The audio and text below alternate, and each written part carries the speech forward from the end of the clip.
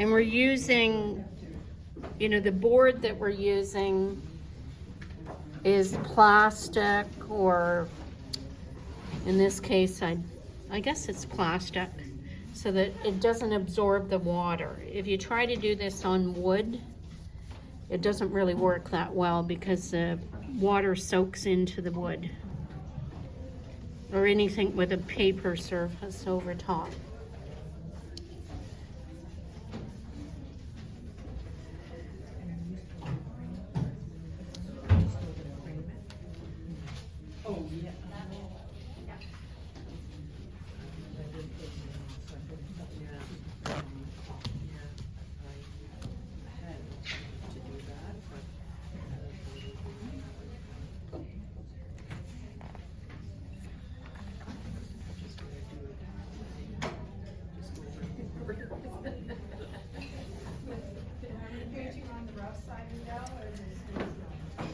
The rough side.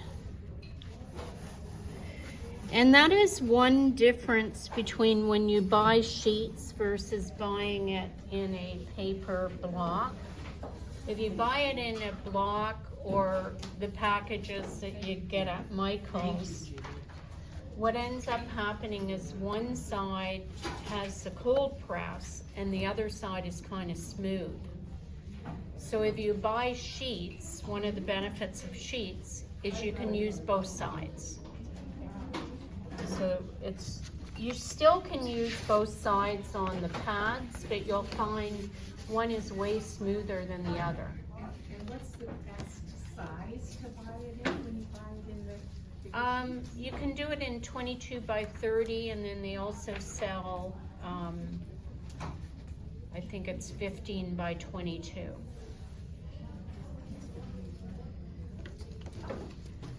Okay, so I haven't marked my horizon line, which I think I should do.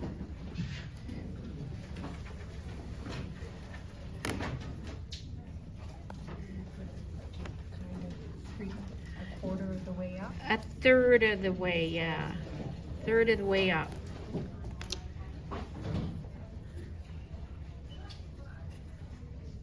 I can go a bit darker because I won't be able to see that while I...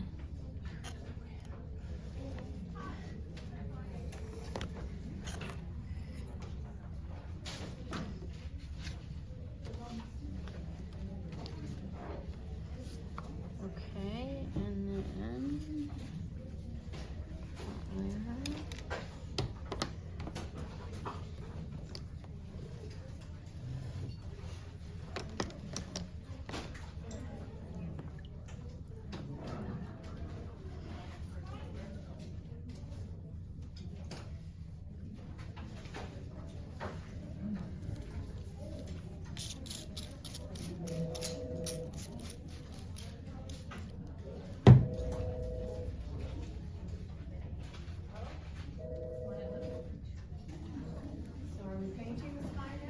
Yeah, so if you want to come up and see, when you go back, you'll probably need to wet your paper one more time, but just on the front side. If it's too wet, one of the things you can do, I'll show you a little trick, is if I've just wet my paper, but I'm ready to paint, and it's too soaking wet, what you can actually do is take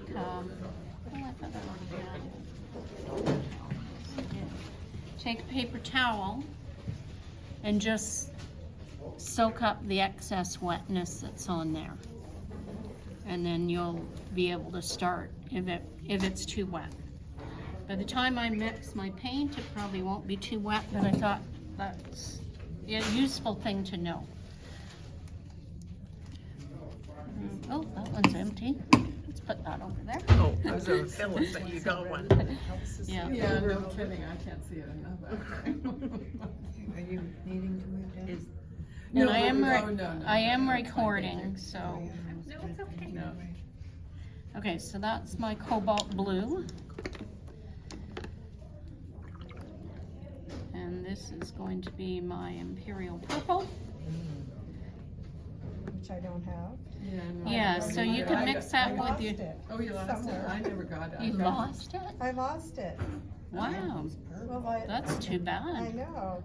I'll have to get another one. But Yeah. I'm like, of all the colors to lose, it's Yeah. sitting at my desk where I paint. I don't know where Well, it went Quinn to. Rose and Ultramarine will make a nice purple. That's what I'm doing right now, trying to make purple. Okay, so this is my burnt sienna. Personally, I don't like this where we use the Kleenex as much as I like this one. This one looks to me softer. So I'm gonna wet it one more time. So ultramarine is more turquoise blue? Ultramarine has more red in it, so it makes a nicer purple. Yeah, you could use cobalt too. This is, when you mix these two, this is the purple you'll get, something similar Oh, yeah, I to should that. bring that with What me. was the name on the video last night when the second one, and he was using the 27-minute one with the same guy that we watched last class? And Jacob, he- Oh, yeah, whatever his name is. so. Jacob. Tabatate? Oh, yeah, that's right, So it's he had pronounced some in white names. stuff that he was Yeah, he applying. used white. What is that called? He's using it's not gouache, it's like a it's called Jaune Brilliant 1. Jaune, uh, J-A-U-N? Jaune, the way you would spell it in France. And it is, so it's got a bit of yellow in Yeah, it. I was gonna say that. Yeah, so it has, and I bought it, it's a really nice color to use, because the thing with the white is it's too stark sometimes. Mm-hmm. Although we probably will use that on the tree there. Jaune Brilliant? 1. And actually the manufacturer is important. I'm gonna have to, because I bought it from the wrong manufacturer. It's the one that he uses, so I'll have to send it out in an email. Okay, so I'm still looking pretty Yeah, no, wet. you were right, and that's what I typed. So I'm gonna start by trying to do just the cobalt areas. And, you know, it's gonna have a nice soft edge because that's where the cobalt is. So I'm some up here, there's some coming in from here. There's some down here. I find it helps to point at the picture. Your brain remembers where it is. And that's pretty much it for the cobalt. And I do have a hair in there, but It's that brush. yeah, it's not good. Usually I wouldn't try to remove it, but I think I'm going to this time. See if I can. Okay, so now I need the yellowish color that's there, but I'm gonna start at the bottom. I should have pre-mixed my yellow, but it's kind of a peachy yellow, so it has a bit of pink in it too. So I'm going to use my Quinn Rose, and that's going to be at the bottom. And it's going to gradually go up. Now, I did want my sun to be over there, but it's going to have to be here now. It's going to be behind the tree in my case. So I'm just outlining it so I remember where it is. And using a bit of that lemon yellow, and then I'm going to go back. So that was the Hansa, and now I'm going back to the gamboge.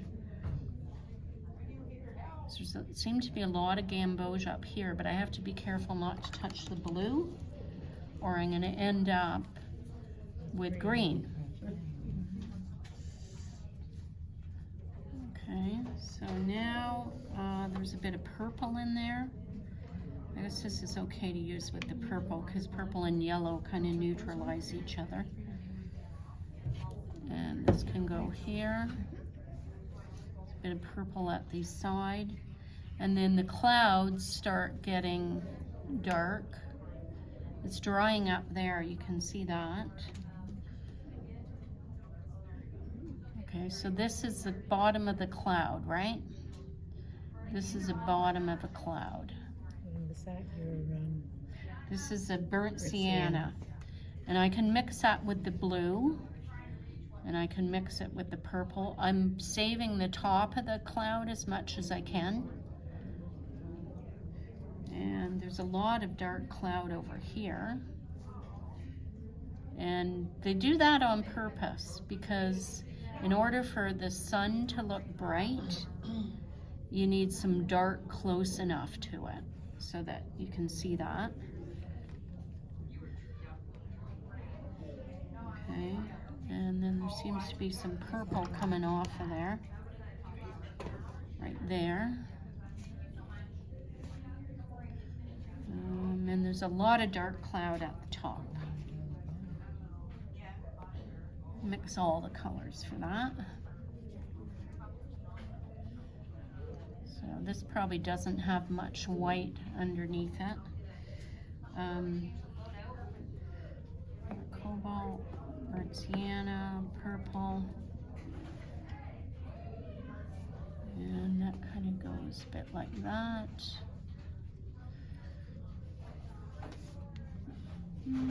It's so dark around this side, eh? I don't know if that's trees that are there or what that actually is. To me, this looks a little bit too brown. It needs some blue in it, so I might even add a little bit of ultramarine to that. Ooh, too much. Too much on, so I'm just kind of wiping my brush off a bit. Maybe more purple in there. And my paper's still wet here, so I'm in good shape there. Maybe I'll make this go up a bit.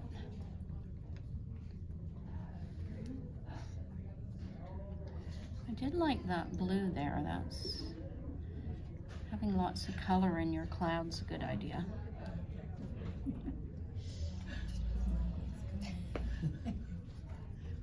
we're all marveling at how you could just do that so quickly and know where you're going. Okay, so I'm gonna just let that do what it, there's a little bit of pink at the bottom. You're Maybe I'll not going put to put that dark down there? I don't know if I like that much. I could put it a bit more, I guess, down here. But these clouds have to get smaller, and that's pretty big for a cloud there, isn't it?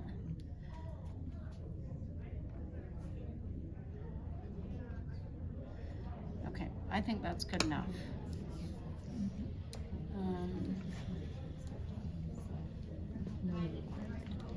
Yeah, so that's the first half. You could stop there and we can do the second half, which is these background trees. Actually, you can do some of these now. That might not be a bad idea. Let's do those. So in the winter, these background trees usually have quite a bit of burnt sienna in them, and even sometimes orange.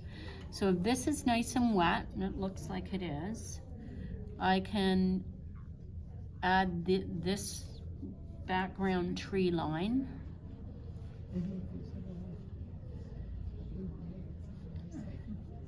And this should spread up nicely. Probably needs a bit more blue, but I don't want that too blue.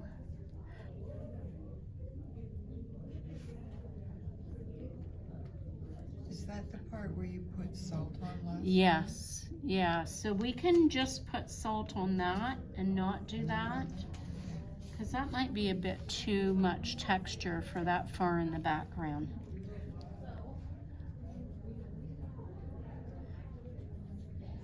Okay, and if a tree line is far in the distance, it's generally flat. As it gets closer, it gets more active, yes. Okay. Yeah, maybe a bit more blue. It should be a bit darker at the bottom here.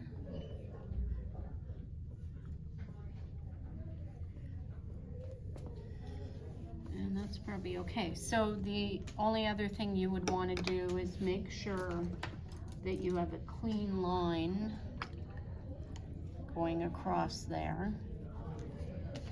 Make sure you, both sides. Make sure your brush is clean. Let's do it on here. It seems clean. So I'm using a flat synthetic brush here, and I find these are better for pulling things out. So you should have one of those in your kit. And as that dries off, it has to be a pretty dry brush. It will stop bleeding, because it looks like it's quite white back there.